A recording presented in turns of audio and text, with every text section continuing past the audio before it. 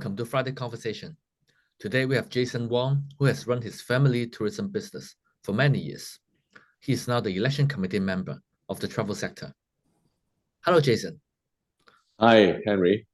Hong Kong's recent lifting of nearly all COVID-related travel restrictions, including quarantines in hotels, has really reactivated our tourism industry.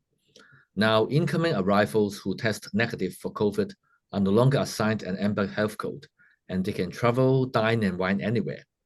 So, Jason, do you expect more overseas leisure and business travelers in the coming months? Now we have the new Culture, Sports and Tourism Bureau. What can the government do more to attract tourists? Well, I think the good news for us is the SAR government just lifting most of the COVID measures for local citizens as well as the tourists and visitors, and such as there's no more limit on the capacity on museums and theme parks, and also the bars and entertainments do no longer require any RAT tests, negative results to get in. I think that would be doing a great help for most of the banqueting and business in Hong Kong. And so as the limit on the banquet 240 requirement also being lifted, I think that would be doing a great help for the Christmas. But however, we do see this is only the light in the end of the tunnel, because we do see that there's many big mega events is coming back to Hong Kong, such as Rugby 7 and the Cycle Forum. But still, we are highly rely on the air capacity back to Hong Kong, and refer to the announcement by quite a few of the major flag carriers in Hong Kong, such as Cathay. And by the end of this year, I guess there would still be, or should we say, it's 2022, the end of the last quarter. I think they could only resume about 30-something% of their air capacity. And so, as the best estimation for us is by the midterm of 2023. There would be perhaps resuming about 50% of the air capacity back to Hong Kong.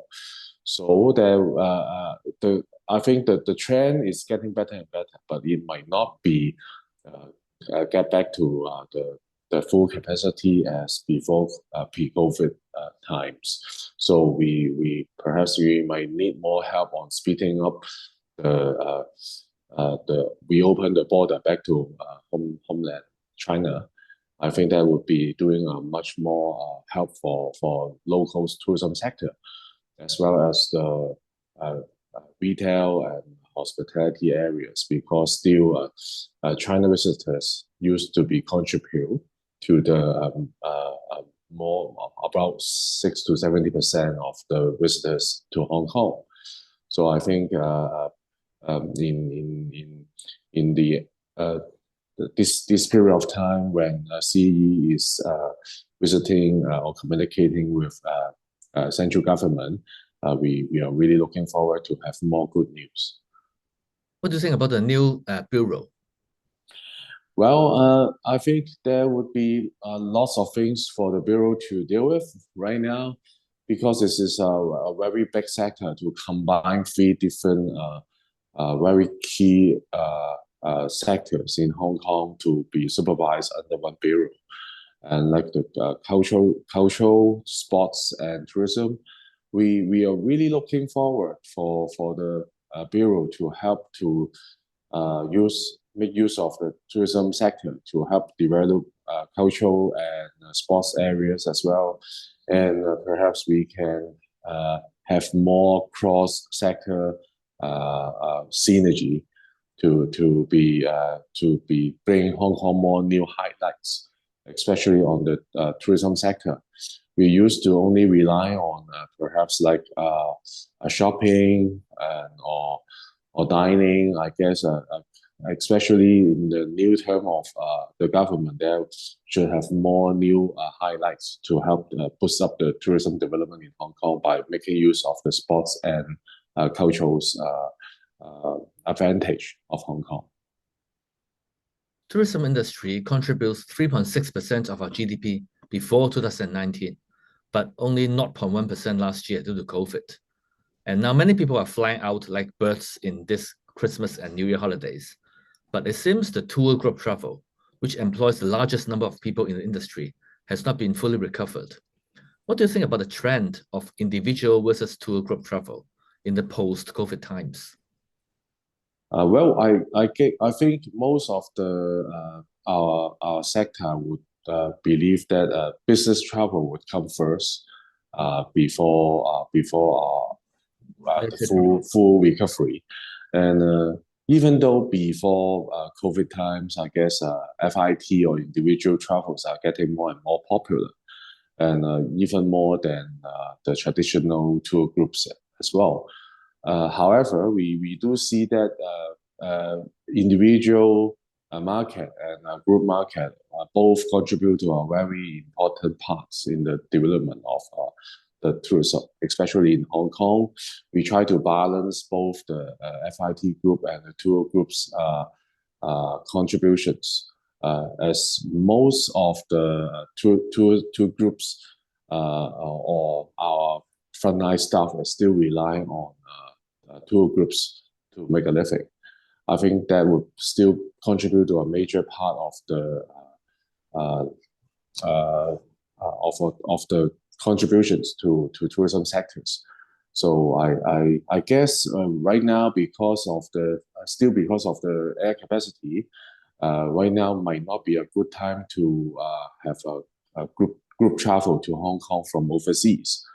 Perhaps also from mainland China would need to wait until the reopen of the border to have the group back to Hong Kong, because even though before COVID, those groups to Hong Kong is mainly transit through Shenzhen to Hong Kong. So that would still need time to wait for the authority to resume the group visas applications, as well as the cross-borders arrangement. Mainland China tourists remain the largest market share of Hong Kong's tourism, as we know. And is the industry ready to receive like millions of tourists per year? Do we have any new attractions to them, in particular for those frequent travelers from the mainland? We are always ready. However, I think many of our frontline staff right now is still because they need to earn a living. While during the pandemic, there's no more groups in and out of Hong Kong. So majority of them perhaps has been doing some part-time jobs or change of field temporarily. But most of them, as I know, are very eager to get back to the tourism sector again. But they need to see a more secure situations, because right now the pandemic still the figures of infection is going to be stabilized. But we do have concern about whether the situations could be more stable to ensure that they have a comparatively more secure income from tour groups. So perhaps it will take some time for them to see whether the situation is getting better and better. However, we do have confidence that the travel sector will recover and the groups will come back again, as well as even though from mainland or from any others part of the world, because Hong Kong is still have a very good attractiveness to different markets. We have many new attractions actually is being finished and opened during the pandemic. To name a few, including the West Kowloon Cultural District, our Hong Kong Palace Museum, as well as our M+ Museum. Both are very well-known and world-class collections are being shown in the museum as well. And the many visitors around the world are not yet have a chance to have a taste of these highlights. and so as many of our theme parks, like the water park of Ocean Park and the Newcastle in Disney is also newly refurnished during the pandemic. Finally, tourism is a service industry and we need high-quality professionals and in large numbers. And as you said, many of them have already left the industry due to COVID. So is it difficult to recruit enough workforce to meet the huge demands this year? And what measures should the government and the industry adopt? We really we are very concerned about experienced staff. Perhaps they have been moved to different sectors during the pandemic, but as we just mentioned, most of them are really willing to get back to the tourism sector as long as they have a more stable situations that visitors could come back to Hong Kong again, and the pandemic is under control. I think that would highly depends on whether the government could strike a balance of controlling the infection case and the business development. And I guess in this period of time, actually, the trade and the government are actively promoting different training courses for the trade to make use of this period of time. Perhaps most of them are doing part-time job. So perhaps we will make the best use of this period of time to have some training course for them, even being paid to do so. I think this is a good move. Especially, we have some new attractions, just as I just mentioned about the West Kowloon Cultural District.